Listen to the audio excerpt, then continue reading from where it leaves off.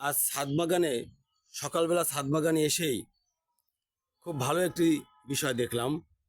আমার টমেটো গাছে প্রচুর টমেটো পেকেছে। এই দেখুন,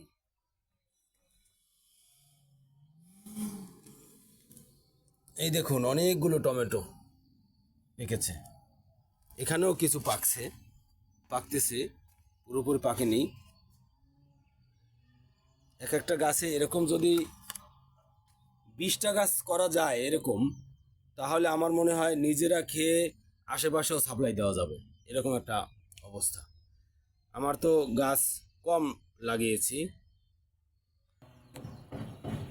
তবে পাকা টমেটোটা দেখার একটা মজাই আলাদা। খাওয়ার বিষয়টা পরে, আগে হলো দেখার মজা, দেখার আনন্দ। সেই আনন্দটা কিন্তু একটা বড় আনন্দ, খুবই ভালো লাগে।